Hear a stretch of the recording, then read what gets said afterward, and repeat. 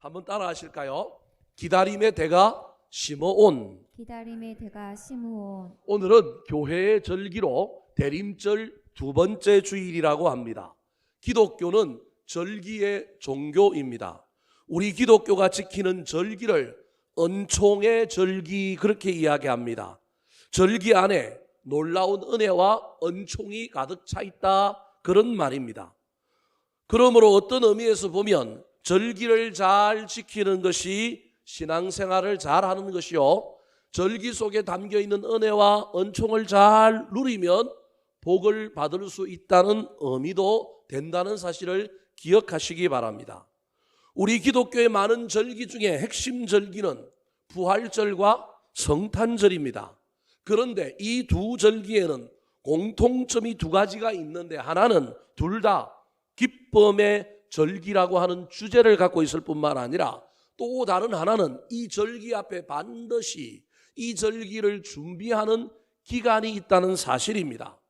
부활절은 기쁨의 부활절인데, 기쁨의 부활절을 누리기 위하여는 사순절이라고 하는 준비 기간을 어떻게 보내느냐? 그것이 부활절을 부활절 되게 만들고, 우리는 크리스마스 성탄절만 생각하는데 성탄의 기쁨이 우리 가운데 찾아오고 그때 놀라운 일이 일어나려고 하면 성탄절 사주 앞에 있는 준비 기간에 해당되는 대림절을 어떻게 보내느냐 하는 것이 중요하다는 말입니다. 대림절은 성탄절을 앞둔 4주간의 절기로 우리를 구원하시기 위하여 저 높고 높은 하늘 보좌를 버리시고 인간의 몸을 입고 성육신하신 예수님을 기다리고 기쁨으로 찬양하고 감사함으로 우리의 삶에 다시금 예수 그리스도의 그 놀라운 은혜와 성탄이 임할 뿐만 아니라 그로 말미암아 기도가 응답되고 문제가 해결되는 것을 다시금 경험하는 절기가 바로 대림절이라고 할 수 있습니다. 이 대림절의 주제는 그래서 기다림입니다. 인생은 기다림의 연속입니다. 어떤 의미에서 기다림이 없는 인생은 인생이 아닙니다. 기다림을 통해 우리는 서로 만납니다. 기다림으로 새로운 생명이 태어납니다. 기다림이 마침내 결실이 되고 응답과 성공이 됩니다. 그래서 기다림은 아름다운 것입니다. 미당 서정주 시인의 국화예패서라고 하는 시 중에 한 송이 국화꽃을 피우기 위해 봄부터 소쩍새는 그렇게 울었나 보다라고 하는 구절이 있습니다. 한 송이 국화꽃을 피우기 위해서도 긴 기다림, 가을이 오기 전에 봄부터 그 기다림을 기다리며 소쩍새가 우는 기다림이 있다는 말입니다. 기다림으로 인생의 꽃이 피고 열매를 맺고 길이 열리고 기다림을 통해 또 다른 새로운 세계, 미지의 세계로 나아가게 되는 것입니다. 그러므로 기다림이 없다면 살아있으나 그 인생은 살아있는 인생이 아니라 죽은 인생일지도 모릅니다. 그래서 모든 인간은 무엇인가를 기다리며 사는 존재입니다. 하나님의 사람들은 한결같이 기다림의 대가였습니다. 믿음의 조상 아브라함은 육신적으로 도저히 아들을 기다릴 수 없는 몸이었음에도 불구하고 25년을 기다려 100세의 이삭이라고 하는 아들을 얻었습니다. 야곱은 14년의 기다림 끝에 사랑하는 아내 라헬을 얻었습니다. 요셉은 고난이라고 하는 어둠의 긴 터널 속에서 종으로 팔려가고 강간범으로도 몰렸지만 13년을 기다렸더니 드디어 애굽의 총리가 되었습니다. 모세는 왕궁에서 40년, 광야에서 40년 기다린 끝에 출애굽의 지도자로 쓰임을 받은 것입니다. 물론 기다린다고 해서 모든 것이 해결되는 것은 아닙니다. 그래서 중요한 것은 기다릴 때 어떤 태도로 기다리느냐, 무엇을 하며 기다리느냐가 중요합니다. 대림절의 주제가 기다림이라고 한다면 대림절의 기다림은 두 가지 차원이 있습니다. 하나는 2000년 전에 이미 이 땅에 오셨던 예수 그리스도의 탄생을, 과거에 일어났던 이야기를 오늘의 우리의 삶 속으로 다시금 끌어와서 우리가 은혜를 누리는 기다림입니다. 그래서 은혜를 기다립니다. 동시에 그 성탄의 기쁨과 그 은혜를 기다리는 것뿐만 아니라 내 마음 중심 보좌에 2000년 전에 오신 예수님께서 다시 오시는 것만을 기다리는 것이 아니라 이 기다림 속에 우리가 기도하고 우리가 하나님 앞에 소원을 아뢰는 가운데 문제가 해결되고 기도가 응답되고 열매가 맺는 놀라운 은혜를 경험하는 기다림, 그 기다림이 결실하고 응답을 맺는 그 기다림이 첫 번째 차원입니다. 또 다른 한 차원은 과거에 오셨던 예수님을 오늘의 현재의 우리 삶으로 모셔드림으로 말미암아 주님만 오시는 것이 아니라 응답도 오고 열매도 오고 성공도 오는 것을 기다렸다가 경험하는 것이 첫 번째 차원이라고 한다면, 또 다른 차원은 미래의 재림주로 오실 그 예수님이 지금 당장 내 앞에 오신다 할지라도 내가 부끄러울 것이 없는 기다림의 자세를 유지하도록 훈련하고 연습하는 것이 기다림의 문제입니다. 민마기 훈련을 하고 재난 대비 훈련을 하고 소방 훈련을 하는 것 귀찮고 힘든 일이지만 그것을 해놓고 경험을 해야만이 재난이 나고 사고가 났을 때 예방을 하고 쉽게 그 위험을 피할 수 있는 것처럼, 대림절이라고 하는 것은 성탄절을 향하여 달려가지만 성탄절은 과거에 오신 주님이지만 성탄절의 또 다른 의미는 예수님이 미래의 심판주로 다시 오실 거란 말이에요.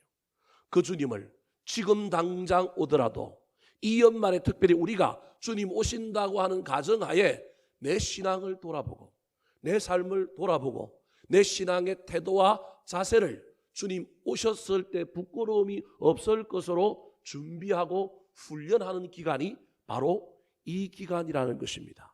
그러므로 대림절은 응답을 체험하는 기다림의 열매를 경험하는 시간인 동시에 그 응답에 걸맞는 나 자신을 준비하고 내 태도를 바꾸는 훈련의 기간임을 잊지 말았으면 좋겠습니다. 오늘 본문의 주인공은 시므온이라고 하는 80살이 넘은 어르신입니다. 이 어르신은 기다림의 대가입니다.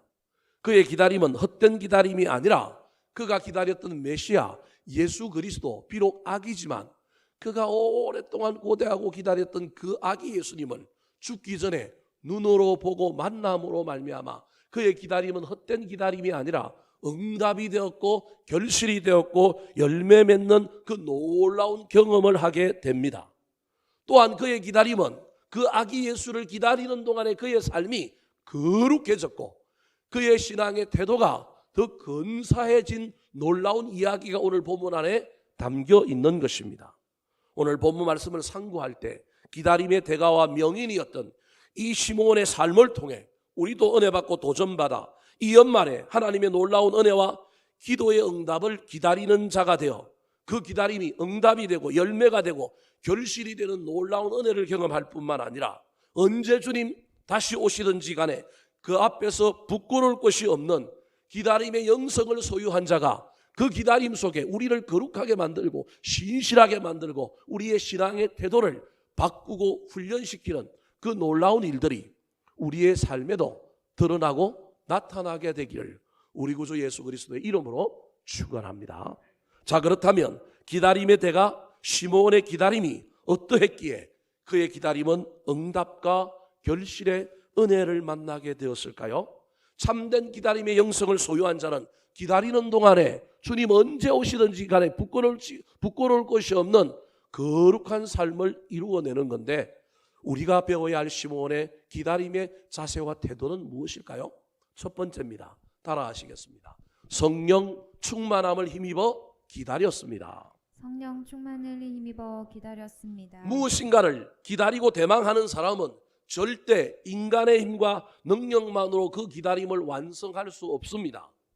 인간의 열정, 인간의 경험, 인간의 실력 필요 없다라는 얘기가 아닙니다. 그것이 있어야 합니다.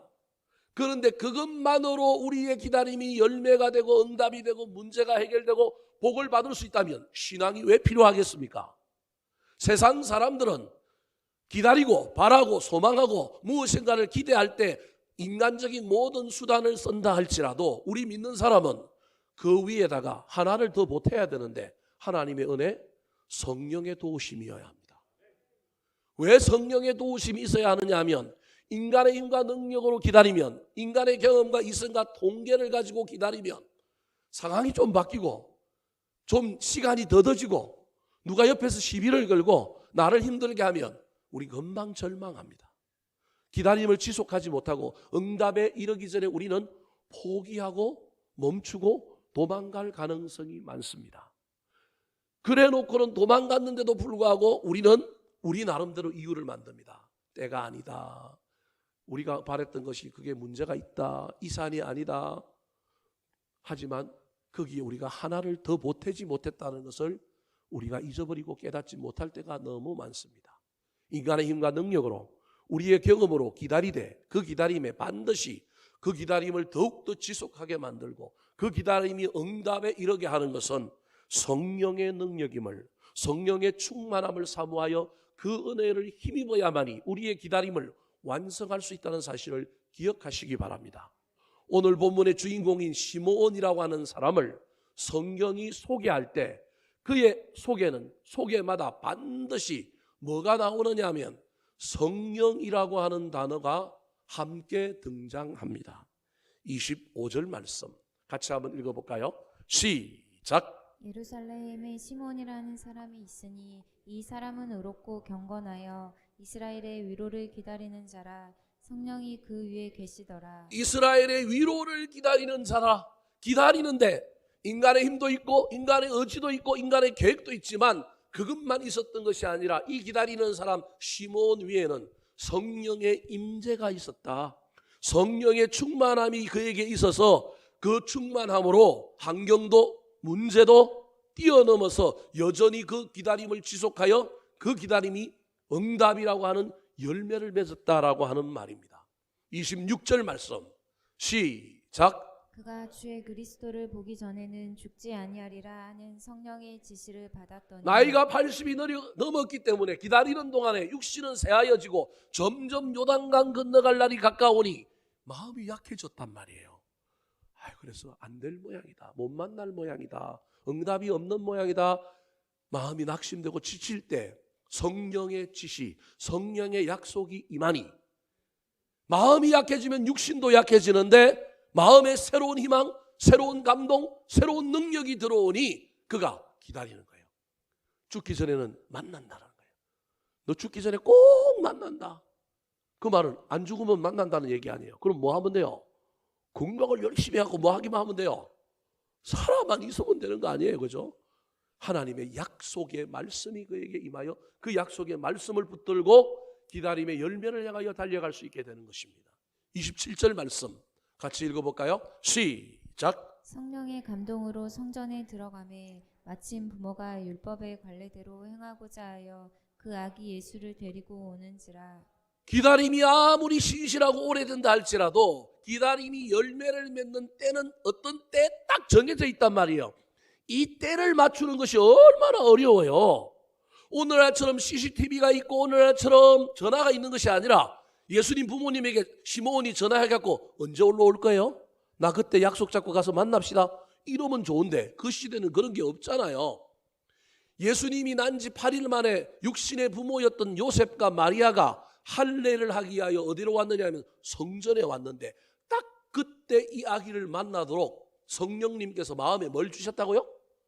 감동을 주시는 거예요. 임재하여 지속하게 하고 낙심할까 봐 약속의 말씀 지시를 줄 뿐만 아니라 어떤 때에 딱 만나야 할 그 시간을 만날 수 있도록 성령님이 내 마음에 감동을 주셔가지고 이 시므온의 마음이 끌어올라고 오늘 교회 가고 싶다. 오늘 성전에 올라가고 싶다. 그런 마음이 괜히 든 거예요. 그런데 그 마음을 악한 마귀가 와서 앗아갈 수도 있고 에이 피곤한데 그만두지 그럴 수도 있는데 그 마음을 그대로 품고 성전에 딱 갔더니 그 자리에 누가 와 있는 거예요? 마리아와 요셉이 아기 예수를 안고 할례를 행하기에 딱 왔는데 둘이 아다리가 만나고 딱 만난 거예요. 여러분 이런 쉬운 일이 아닙니다. 성경에 저렇게 기록되어 있으니 저게 쉬운 일인 것 같지만 우리 인생사에는 어긋나기도 쉽고 만나기가 쉽지 않은데도 불구하고 만난 것은 내 열심과 내 능력만으로 되는 것이 아니라 성령의 도우심, 기름 부으심, 임재하심, 충만하심이 있어야 이루어진다라고 하는 사실을 우리에게 보여주고 있는 것입니다. 사랑하는 성도 여러분, 이 연말에 여러분은 무엇을 기다리고 있습니까? 아무것도 기다리지 않고 그냥 세월에 맡겨서 대충대충 하고 넘어가려고 하고 있지는 않습니까? 성탄으로 오신 주님, 2000년 전에 오신 주님을, 그 아기 예수님을 내 마음 중심 보좌에 모시면서 뭔가를 한번 기다려 보시기 바랍니다. 인생의 문제를 붙들고 기도 제목을 붙들고 한번 기다려 보시기 바랍니다. 그런데 내 힘과 내 능력, 내 의지로만 기다리지 말고 주님 앞에 나아가 기도하십시오. 내 이 기다림이 지속될 수 있도록, 응답을 만날 수 있도록, 내 힘과 내 능력으로는 안 되니 성령 충만케 하여 주시옵소서. 사모하게 해주십시오. 은혜를 받게 해주십시오. 기도하시기 바랍니다. 저와 여러분이 성령으로 충만하지 않으면 악한 마귀는 그 틈을 비집고 들어와서 이 연말에 우리 마음속을 헤집어 놓고 우리의 삶을 비난과 분란과 긴장과 갈등으로 만들어 놓을 수 있습니다. 충만하지 않으면, 선한 것에, 좋은 것에, 아름다운 것에 충만하지 않으면 나쁜 것에 휘둘릴 수 있다는 사실을 기억하시기 바랍니다. 우리의 영혼은, 우리의 영성은 진공 상태로, 비어있는 상태로 있을 수 없습니다. 채우지 않으면 다른 것이 채워집니다. 그래서 우리는 좋은 것으로, 하나님께 가까이나 신령한 것으로 채워야 이 기간이 대림절 기간에 진짜 기다리는 사람입니다. 멍하니 기다리는 사람은 넋이 나갔다고 그러잖아요. 멍하니 기다리는 게 아니라, 여러분, 남녀가 데이트를 하고 어떤 장소에 가서 기다릴 때 하면아 오나 누가 오나 마음속에 사모함과 기다림과 설레임을 가득 채우고 기다리는 것처럼, 이 대림절에 저와 여러분이 무엇인가를 기다릴 때 이 안에 영적인 것, 거룩한 것, 성령의 충만을 채워야 하지 않겠습니까? 그것을 채우지 않고 그대로 둔다면 비어져 있는 곳에 악한 마귀가 들어올 것입니다. 요한복음 13장 2절 말씀에 가룟 유다가 예수님을 따라다녔지만 따라다니기만 했지 채우지 않으니 악한 마귀가 어떻게 했다고요? 같이 한번 읽어보겠습니다. 시작. 마귀가 벌써 시몬의 아들 가룟 유다의 마음에 예수를 팔려는 생각을 넣었더라. 아무리 주님과 같이 있어도, 아무리 예배를 드려도, 아무리 주일을 드려도 저와 여러분이 이 연말에 우리의 마음속에 설레임을, 기다림을, 뭔가를 채우고 기다리지 않으면 악한 마귀는 들어와서 부모와 자녀 사이에, 부부 사이에, 동료들과 관계에 여러 모양의 우리 마음을 심란하게 만들고 우리를 뒤집어 엎어서 이 연말이 복잡하고, 이 연말이 떨거덕거리고, 이 연말이 뭔가 잘 마무리하고 2023년을 향하여 달려가게 하는 힘과 동력을 제공하는 게 아니라 저와 여러분의 인생을 헝클어 놓을 수 있다는 사실을 기억하시기 바랍니다. 어떤 사람에게 귀신이 들어가서 그 사람의 인생을 다 망가뜨려 놓았는데, 그 귀신이 얼마나 망가뜨려 놓았든지 그 사람의 마음의 집이 엄청 더러웠어요. 귀신도 지가 더럽혀 놓고는 그 더러운 것에 살기가 싫어갖고 주인을 한번 바꿔볼까 싶어서 그 사람에게 나와서 다른 곳으로 열심히 자기가 살 곳을 찾아다녔습니다. 그 집이 얼마나 마음의 집이 지저분했는지 보고 있다가 누군가가 그 집을 어떻게 했어요? 깨끗이 청소를 해줬습니다. 여러분, 깨끗이 청소한다고 된 게 아닙니다. 청소를 해주면 그 안에 세간살이를 넣어야 합니다. 뭔가를 넣어놓지 않으면, 비어 있으면 빈대는 도둑이 들어오고요, 빈대는요 비행청소년이 들어오고, 빈대는 누군가가 들어오게 되어 있습니다. 다른 곳에 안식처를 찾아 떠났던 귀신이 아무리 뒤져봐도 구간이 뭐라고요? 명간이다 싶어갖고, 내가 옛날 살던 집에 그 사람의 마음에는 누가 들어와 있나, 딴 사람이 들어와 있으면 어쩔 수 없고 가보니까 아이고, 옛날 자기가 개판 쳐놨던 그 집이 아니에요. 지저분한 집이 아니에요. 깨끗이 청소를 해놨어요. 근데 가만 보니까 누가 사는 흔적이 있어요, 없어요? 없어요. 비어 있어요. 옳거니 옛날에는 내가 더럽어 나가고 나 혼자 지내기도 비좁았는데 이제 청소하니까 너무 좋네? 혼자 들어가는 것이 아니라 친구 계신 7을 데리고 들어가서 그 사람이 이전보다 그 형편이 더 악해지고 더 나빠졌다라고 하는 이야기가 마태복음 12장 45절 이하에 나옵니다. 사랑하는 성도 여러분, 이 연말에 저와 여러분의 심령과 우리의 영혼과 우리의 마음속에 좋은 것으로 채우시기 바랍니다. 특별히 무엇인가를 기다릴 때 은혜를 채우시고 성령의 임재와 기름 부으심을 채우는 저와 여러분이 되어서 우리의 기다림이 낙심하거나 물러서는 것이 아니라 지속하고 응답에 이르는 놀라운 일들이 일어나게 되기를 예수님의 이름으로 축원합니다. 두 번째, 이 기다림의 대가 시몬의 기다림은 어떤 기다림이었을까요? 그에게서 우리가 배워야 할 기다림의 자세는 무엇일까요? 따라하시겠습니다. 찬송이 살아있는 삶을 살았습니다. 찬송이 살아있는 삶을 살았습니다. 우리나라의 대부분의 전국의 모든 지역마다 아리랑이라고 하는 노래가 있습니다. 정선 아리랑, 진도 아리랑, 밀양 아리랑, 뭐 동네마다 아리랑이라고 하는 노래가 다 있잖아요.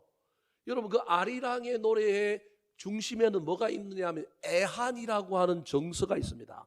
대부분의 이 내용들이 거의 대동소이하게 비슷한데, 어떤 남자가 여자를 버리고 뭐 한 거예요?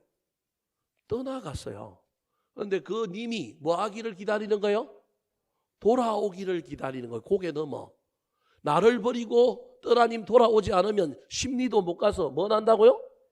발병 난다라는 거예요. 그래서 그 떠난 님이, 아니면 장사하러 나간 님이, 어디 멀리 갔던 님이 뭐 하기를 기다려요?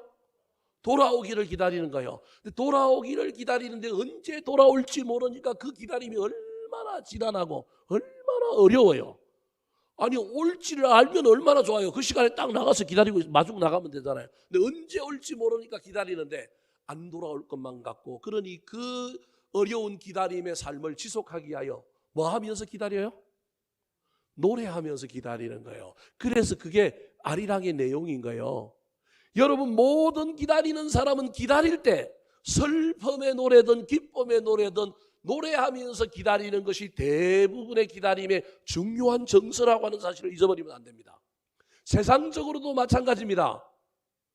저 남산 밑에 태극당에서 제가 옛날에 어떤 여자 하나를 만나기로 하고 기다리고 있는데, 아이고 오기로 했는데 안 오는 거예요. 제 아내는 아니고. 네, 옛날에 소시적에 저 남산 밑 태극당이라고 하는 빵집이 있었는데, 지금도 있긴 한데 옛날에는 거기가 데이트 장소였어요. 그 태극당에서 열심히 여자를 기다리고 있는데, 아니 2시에 만나기로 했는데 안 오는 거예요. 안 와도 초조한 게 아니라 그 여자를 기다리는 마음에, 이 마음속에 설레임과 그게 가득하니까 이미 시간이 지났는데도 제 입에는 올 것이라고 하는 확신이 있으니 입에는 뭘 불고 있을까요? 휘파람을 불고 있는 거예요. 여러분, 기다림의 노래라고 하는 것이 얼마나 중요한 것인지 모릅니다. 기다림을 지속하게 만들고 기다림을 계속하게 만드는 동력 하나가, 그게 노래입니다. 세상은 노래라고 얘기하지만 우리 신앙인들은 그 기다림을 지속하게 만들고 기다림을 응답에 이르게 하는 것이 무엇이냐 하면 찬양입니다. 찬양. 그래서 기다리는 자에게 뭐가 있어야 되느냐 하면 찬양이 사라지면 안 돼요. 기다림이 아니고 그냥 멍하니 있는 거면 찬양이 사라진 거예요. 여러분, 저와 여러분의 삶에 찬양이 사라진 걸 경계하고 조심해야 합니다. 이 성탄절에 캐롤송도 부르고 뭘 불러야 되는데 아무것도 안 부르고 있으면요, 저와 여러분의 기다림이 그냥 멍해, 오면 오든지 가면 가든지 뭐 그런 것일 수 있습니다. 진짜 기다림에는요 뭐가 있느냐 하면 찬양이 있는 거예요. 세상은 노래라고 얘기하지만 우리는 찬양이라고 이야기하는데, 여러분, 찬양에는 두 가지가 있습니다. 찬양의 방향이 나를 향한 찬양이 있는가 하면 찬양의 방향이 하나님을 향한 찬양이 있습니다. 쉽게 얘기하면 찬양을 부르는 내 마음을 뜨겁게 만들고 나의 결단과 나의 헌신을 하게 하는 가사의 내용들로 구성되어 있는 찬양이 있는가 하면, 나를 구원해 주신 하나님, 성령님, 예수 그리스도를 주제로 하고 그분에 대한 내용을 가사에 담아서 그분을 높이고 그분을 인정하고 그분을 칭찬하는 찬양하는 찬양이 있어요. 찬송가에 여러분 끝에 아멘을 붙여놓은 게 있고 아멘을 안 붙여놓은 게 있어요. 그 표기에 아멘을 붙이느냐 안 붙이느냐의 차이가 뭐냐 하면, 아멘을 붙인 것은 그 찬양의 가사가 누굴 향한 것이냐 하면 성삼위 하나님을 높이고 하나님을 찬양할 때 끝에는 뭘 붙이게 되어 있느냐 하면 아멘을 붙이게 되어 있어요. 그리고 우리 자신을 결단하게 만들고 내가 은혜를 누리게 만들고 내 마음을 감동적으로 만들고 나를 끌어올리게 만드는 것은 아멘을 대부분 안 붙여요. 그런데 현대 작곡가들 중에 이걸 잘 모르고 지 마음대로 뭘 붙여놓은 곡이 간혹 있어요. 지 마음대로 아멘을 붙이다 뗐다 하는 곡이 간혹 있긴 하지만 원래 교회적으로 전통적으로는 아멘을 붙이는 곡은 찬양의 방향이 하나님께요. 복음성가는 대부분에 뭐가 안 붙어 있느냐 하면 아멘이 안 붙어 있어요. 왜냐하면 아멘 하면 복음성가가 아닌 것 같으니까. 그런데 복음성가 중에도 가사를 보면 하나님을 높이는 복음성가가 있어요. 거기는 아멘을 붙여도 될 것 같아요. 대표적인 거 살아계신 주. 음악도 아주 클래식하고 웅장하잖아요. 가사도 대부분 누굴 찬양해요? 하나님을 찬양해요. 그 끝에는 뭐 하고 싶어요? 여러분 잘 모르겠지만 저는 간혹 한번 끝에 뭐 했으면 좋겠느냐 하면 아멘 했으면 좋겠는가요? 지금은 그 구분이 모호해졌지만 원래는 찬양이 두 종류인데 하나님을 향하여 올려드리는 찬양에는 아멘, 나를 격앙시키고 고양시키고 나를 감동하게 만들고 나의 헌신과 결단을 유도하기 위하여 내가 스스로 부르는 찬양은 아멘이 없는 거예요. 뭐 아무거나도 좋습니다. 이 계절에 저와 여러분이 우리의 기다림을 지속하고 우리의 기다림이 응답에 이르게 하기 위해서는 찬양이 있어야 한다는 사실을 잊어버리지 말고 저와 여러분이 이 12월 달만이라도 찬양 좀 했으면 좋겠습니다. 그 찬양하는 자에게 기다리며 찬양하면 그 기다림이 이루어질지어다. 오늘 본문 말씀에도 시므온은 찬양하는 사람이었습니다. 그가 찬양하는 사람인지를 어디에서 알 수 있을까요? 자, 28절부터 32절 말씀입니다. 28절만 읽겠습니다. 28절 시작. 시므온이 아기를 안고 하나님을 찬송하여 이르되. 자, 시므온이 기다리다가 성령에 충만하여 성령의 임재와 성령의 지시와 성령의 감동을 받아서 그의 기다림을 지속하다가 드디어 그의 기다림이 열매를 맺어서 메시아 되신 아기 예수 그리스도를 만났어요. 기다림이 열매를 맺은 거예요. 기다림이 응답이 되는 거예요. 근데 이 응답의 장면에서 갑자기 이 시므온이 아기를 안고 제일 먼저 하고 있는 행동이 뭐냐면 하나님을 뭐 한다고요? 찬양하는 거예요. 성경이 저렇게 기록되어 있으니까 저게 자연스러운 것 같죠?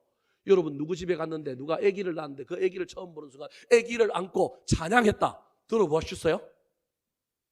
그런 얘기 들어보셨어요? 거의 없을걸요 아마? 아주 성악가나 아주 노래에 조예가 있는 사람 아니고는 남의 집에 갔는데 아기를 처음 안고 누군가가 그 아기를 처음 만났는데 그 아기를 갖고 막 찬양한다? 쉽지 않을 거예요. 저건 엄청나게 특이한 행동 중에 하나예요. 더더구나 그 찬양의 내용이 누굴 찬양해요? 아기를 찬양하는 게 아니라 아이고 이쁘네 둥실둥실 둥개둥개 이런 게 아니고 누굴 찬양한다고요? 하나님을 찬양하고 있는 거예요. 저 행동은 엄청나게 낯선 행동이요 일반적이지 않은 행동이라는 걸 저와 여러분이 이해를 해야 돼요. 제가 지금 무슨 얘기를 하려고 저 이야기를 하고 있느냐 하면 어떤 한 시기에 어떠한 결정적인 순간에 어떤 사람이 어떤 행동을 하고 있다는 것은 그 행동은 미리 학습된 행동, 미리 준비된 행동, 미리 연습되고 훈련된 행동일 수 있는 거예요. 저와 여러분이 기다림 가운데 우리 기다림을 거룩하게 만들고 숭고하게 만들고 신실하게 만들어야 될 이유가 여기에 있는 거예요. 기다리는 동안에 우리가 준비되는 거예요. 기다리는 동안에 우리가 만들어지는 거예요. 이게 현실이 될 거예요.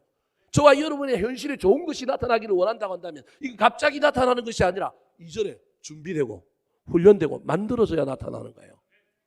저 시므온이 아기를 안고 찬양했다고 하는 말은 그의 기다림 속에 성전에서 그가 성령 충만하게 기다렸지만 그의 기다림이 길고 언제 응답을 만날지 모르니 그 속에 그가 그의 삶을 뭐하며 지낸 거예요? 찬양하며 지낸 거예요. 그게 찬양이 연습이 되고 훈련이 되어서 아기를 만나는 동안에 찬양하는 거예요. 그 찬양이 훈련되었다고 하는 것을 아기를 보고 자기가 아는 대상에 대하여 찬양하는 것이 아니라 이 아기를 만나게 해주신 누구? 하나님을 찬양하고 있는 거예요. 그 전에 하나님을 찬양했던 거예요. 꼭 하나님 찬양 안 해도 돼요. 우리를 위하여 찬양을 부르다 보면 필연적으로 하나님 만나게 해주시고요. 우리의 입에서 나중에 무슨 찬양이 나오느냐 하면 하나님 찬양하는 게 나올 거예요. 이게 찬양의 영적인 찬양의 중요한 원리예요. 그래서 여러분 구분할 필요 없어요. 찬양하면 돼요. 하나님 찬양했다가 우리의 헌신과 결단을 노래하는 찬양을 했다가 왔다 갔다 하다 보면요 저의 인격도 저와 여러분의 신앙도 건사해지고 거룩해질 뿐만 아니라 삶이 바뀌고 문제가 바뀌고 환경이 바뀌는 걸 경험하게 될 거예요. 시므온의 찬양의 내용이 뭐예요? 29절부터 32절까지 저 내용이 나오는데 하나님이 메시아를 주셨고 그 메시아로 말미암아 놀라운 뭐가 일어날 거냐면 30절에 구원이 일어날 거라는 거예요. 이 아기가 나중에 온 인류를 구원할 거라는 거예요. 아기지만 자기 눈에 예수 그리스도가 행할 구원이 보인다는 거예요. 그래서 내 눈이 주의 구원을 보아사오니. 아이를 봤는데 구원을 보았대요. 31절에는 이는 만민 앞에 하나님이 뭐 하신 거라고요? 예비하실 것이고 이 아이는 나중에 이방을 비추는 빛이 될 거고 이스라엘이 뭐가 될 거라고요? 영광이 될 거라는 거예요. 그래서 29절에 주제요, 이 말은 주님이시여, 이 말은 주님이시여. 이제 말씀하신 대로 종을 평안히 놓아주셔도 좋습니다. 이 말은 나 이제 죽어도 좋습니다. 나 천국 데려가셔도 좋습니다. 나 이제 응답 경험하고 나 메시아 보고 나 이 메시아가 할 일도 이미 내 영적으로 내 눈에 다 보였으니 난 행복한 사람입니다 라고 고백하는 거예요. 얼마나 멋집니까? 찬양했던 사람이 그 찬양이 현실이 되는 걸 보는 겁니다. 사랑하는 성도 여러분, 이 연말에 저와 여러분의 기다림을 지속하기 위하여 찬양하십시오. 찬양이 저와 여러분을 하나님께로 인도할 겁니다. 하나님이 우리에게 저 시몬에게 보여줬던 우리의 미래, 우리 앞날의 문제, 보지 못했던 걸 보게 해주시고 알지 못했던 것을 알게 해주셔서 우리 삶에 확신을 주시고 우리 삶에 또 다른 찬양이 일어나게 만들 겁니다.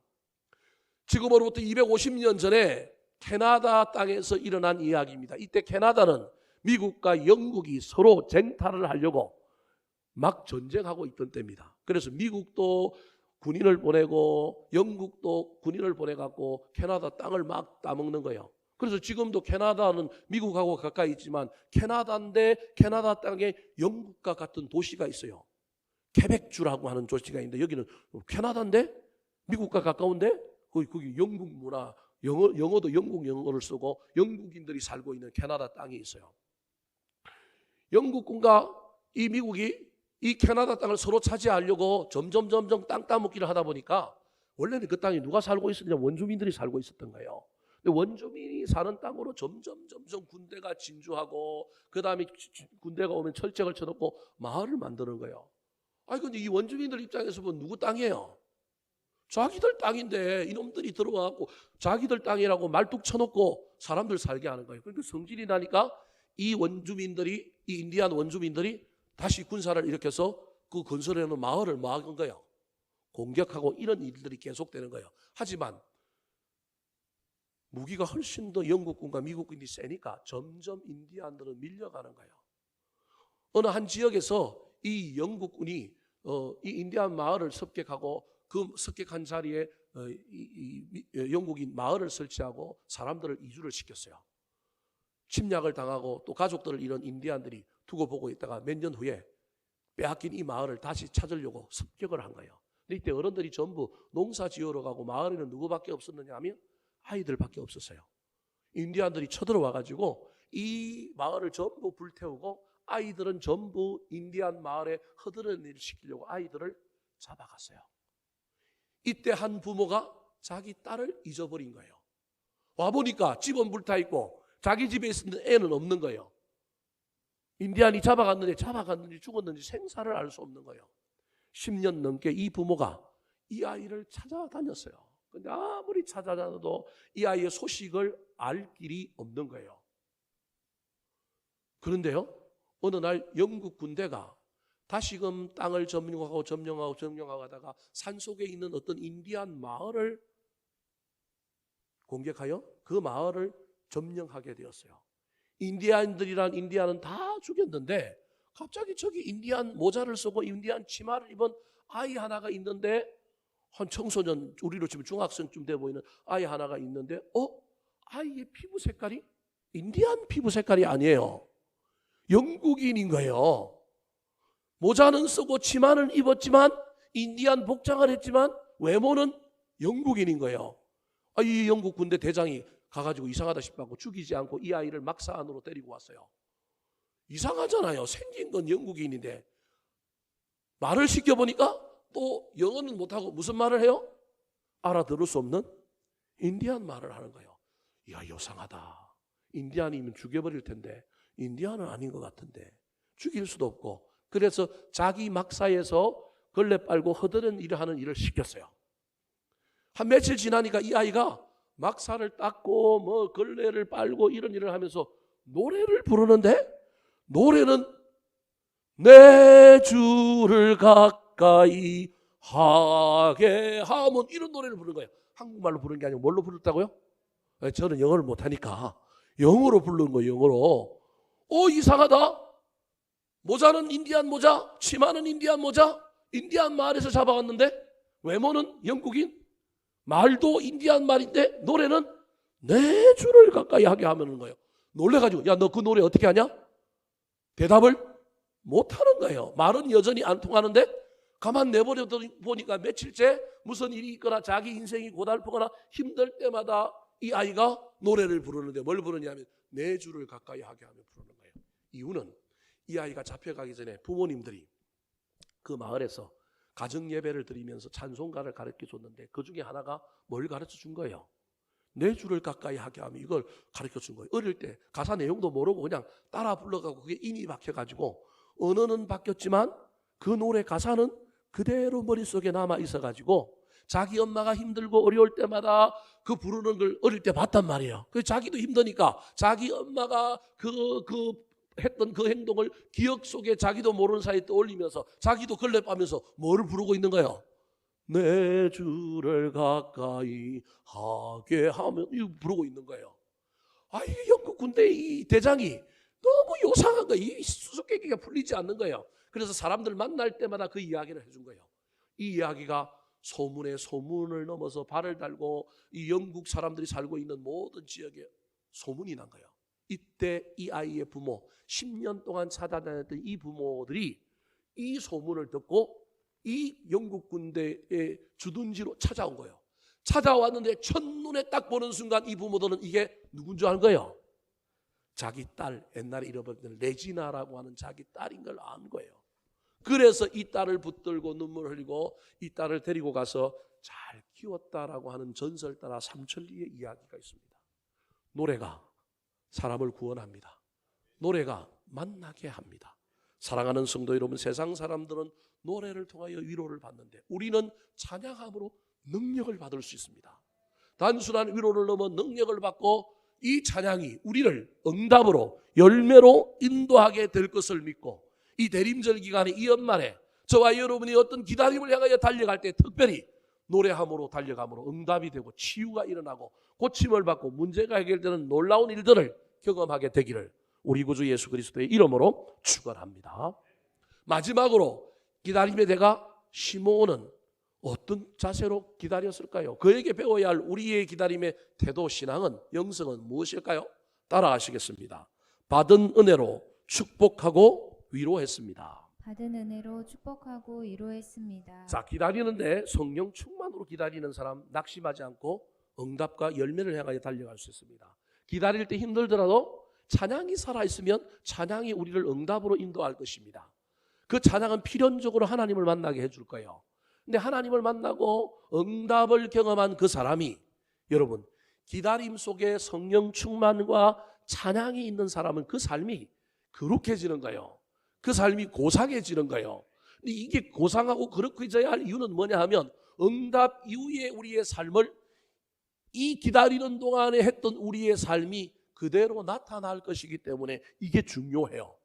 기다림이 왜 중요하냐 하면 기다림은 기다림의 이후의 삶을 준비하게 만드는 거거든요. 그래서 성령 충만하여 찬양함으로 기다렸던 사람은 기다림 이후의 삶, 기다림이 응답을 받고 은혜를 받은 이후의 삶도 멋져진다는 거예요. 열심히 기다렸던 시몬이 아기 예수를 안고 난 다음에 하나님의 놀라운 그 구원의 메시지를 선포하는 위대한 설교자가 되어서 아까 28절부터 막 이야기하잖아요. 근데 그걸로 끝나지 않아요. 하나님의 놀라운 메시지를 전하였던 그가 이제는 하나님을 만나고 기다릴 때 거룩해졌던 그가 하나님을 만난 사람은 반드시 사람에게 잘하게 되어 있습니다. 하나님은 됐다 잘하는데 사람한테 잘못하는 사람, 그 사람 신앙이 이상한 거예요. 잘못된 가능성이 많아요. 하나님을 만나고 하나님을 경험한 사람은 그 받은 은혜를 가지고 사람에게 잘하는 사람이에요. 시므온이 그런 사람이었습니다. 아기 예수를 안고 찬양했던 그가 그 다음에 한 행동이 뭘까요? 자, 34절 말씀 같이 한번 읽어볼까요? 시작. 시므온이 그들에게 축복하고 그의 어머니 마리아에게 말하여 이르되 보라, 이는 이스라엘 중 많은 사람을 패하거나 흥하게 하며 비방을 받는 표적이 되기 위하여 세움을 받았고 28절에 하나님을 찬양했던 시므온이 34절에 오면 이제 사람을 뭐하고 있어요? 축복하고 있어요. 이게 기다림의 은혜와 응답을 받은 사람의 놀라운 변화입니다. 그의 기다림이 대충 기다리고 그냥 수단과 방법 가리지 않고 기다렸던 것이 아니라 고상하고 거룩하게 기다렸던 삶을 보여주는 거예요. 그래서 어떤 사건 앞뒤가 얼마나 중요한지 모릅니다. 어떤 사건이 일어나기까지 앞이 멋져야 돼요. 그래야 그 뒤도 멋진 거예요. 그런데 그 앞이 멋지지 않고 이상하면 뭔가를 이루었는데 그 다음에는 비극이 일어나요. 그 다음에는 교만해지고 그 다음에 문제가 생겨요. 그래서 여러분 그 가정 자체가 다 중요한 것임을 잊어버리면 안 돼요. 시므온은 잘 기다려서 하나님을 찬양할 뿐만 아니라 이제 응답 이후의 분기점을 넘어서 그가 하고 있는 일이 뭐냐 하면 예수 그리스도의 육신의 아버지 어머니인 요셉과 마리아를 뭐하고 있는 거예요? 축복하고 있는 거예요. 여러분 왜 축복할까요? 그들이 걸어갈 일이 태산을 넘어 험곡에 가는 인생임을 이 시므온의 눈에 보이는 거예요. 그런데 포기하지 말라고, 그 일 잘 감당하라고 그가 그들을 뒤에서 뭐하고 있느냐 하면 축복하는 거예요. 아니 그들의 삶이 어떻게 되는지 나랑 뭔 상관이 있어요. 나 혼자 잘 살면 되지. 나 혼자 응답받고 그냥 나 혼자 신앙생활을 멋지게 하면 되지. 근데 시므온은 그런 사람이 아니에요. 자기가 받은 은혜로 축복하는 거예요. 34절 말씀 다시 보여주실까요? 자, 시므온이 그들에게 축복하고 난 다음에 그의 어머니 마리아에게 보라, 이는 이스라엘 중 많은 사람을 패하게 하거나 흥하게 하며 예수 그리스도가 앞으로 어떤 삶을 살 것인지를 그의 어머니 마리아에게 알려주는데 뭐라고 얘기하고 있냐면 예수 그리스도는 어떤 사람들에게 기준이 되어서 이 예수 때문에 어떤 사람은 흥하기도 하고 뭐하기도 한다고요? 패하기도 할 거라는 거예요. 이 말은 예수 그리스도가 기준의 구원의 기준이라는 거예요. 예수를 믿는 사람은 흥하게 될 거고 안 믿는 사람은 뭐하게 될 거라고요? 패하게 될 거라는 거예요. 근데 중요한 건 예수를 믿고 구원받느냐 구원받지 않느냐도 중요하지만 이것으로 말미암아 예수 그리스도는 많은 사람들에게 뭘 받을 거라고요? 비방을 받는 표적이 될 거다. 그리고 그것이 되기 위하여 내가 주님이 세웠다. 그 얘기를 누구한테 해주느냐 하면 부모인 마리아에게 해주는 거예요. 이 말은 아들이 비방을 받으면 부모는 아무렇지도 않아요? 아들이 비방을 받으면 부모는 괜찮아요? 같이 힘들 거 아니에요. 너 힘들 거다. 근데 내가 축복함으로 너 그 힘든 거 넘어서서 복음의 메시아의 조력자로 너 끝까지 그 일 잘 감당해라. 그런 의미로 알려주는 거예요. 35절 같이 읽어볼까요? 35절 시작. 또 칼이 내 마음을 찌르듯 하리니 이는 여러 사람의 마음의 생각을 드러내려 함이니라 하더라. 예수 그리스도가 십자가에 못 박혀 돌아가실 때 아들이 죽는 모습을 보고 있는 어미인 마리아 네 마음은 칼이 네 마음을 뭐 하는 것처럼 할 거다? 찌르는 것처럼 할 거다. 야, 그래도 너 잘 견뎌서 끝까지 예수 그리스도 옆에 있어라. 그래서 여러분 십자가 아래에서 다 도망갔는데 어머니 마리아는 거기서 뭐 하고 있는 거예요? 아들 죽는 걸 쳐다보고 있잖아요. 그냥 이걸 아무렇게나 생각하지 않으면 독한 년이에요. 아들 죽는 걸 그대로 보고 있는 어미가 어떻게 그렇게 담대하게 볼 수 있어요? 근데 그건 그렇게 해석할 것이 아니라 이 마리아가 아들 죽는 모습에 동참하면서 그를 응원하고 그렇게 애달파하고 있는 모습이라는 거예요. 그걸 가능했던 이유가 어쩌면 이때 이 시므온으로 말미암아 미리 예방주사를 맞은 거예요. 축복을 받고 위로를 받음으로 이 길을 걸어가는 거예요. 시므온은 예수 그리스도의 십자가도 보지 못하고 일찍 죽었을 것입니다. 예수님이 30세가 되어 막 하늘나라 복음을 전하는 걸 시므온은 듣지도 못했을 것입니다. 그럼에도 불구하고 시므온은 미리 일어날 일들을 바라보면서 그는 자기가 받은 은혜와 응답을 가지고 다른 사람을 뭐하고 있느냐 하면 축복하고 위로하고 있는 것입니다. 사랑하는 성도 여러분, 기다릴 때 찬송할 뿐만 아니라 기다릴 때도 내가 비록 고난 가운데 있고 내가 어려운 가운데 있지만 내 언어가 거룩했으면 좋겠습니다. 시므온이 응답을 받고도 축복하고 위로할 수 있었던 것은 고난의 삶에서도 그의 삶이 그의 언어가 어떤 언어였느냐 하면 축복하고 위로하는 언어였다는 거예요. 똑같이 고난을 당하고 있는데도 불구하고 시몬은 고난 속에서도 그의 언어가 거룩했다는 것을 우리에게 보여주고 있는 것입니다. 인간은 수많은 말들을 하며 살아갑니다. 여자들은 하루 3만 단어를 사용합니다. 남자들보다 월등하게 많은 말을 하고 삽니다. 친구와 전화로 1시간 동안 수다를 떨고 나서도 전화를 끊으면서 하는 말이 자세한 이야기는 만나서 하자 그렇게 말합니다. 수많은 말에 성찬이 있지만 우리 그리스도인들이 잊지 말아야 할 말은 예수 그리스도를 전하는 것이고 복음을 전하는 것이어야 합니다. 그렇지 않으면 사람들을 비난하고 정죄하고 험담할 것이 아니라 저와 여러분 곁에 있는 많은 사람들을 칭찬하고 축복하고 위로하는 말을 합시다.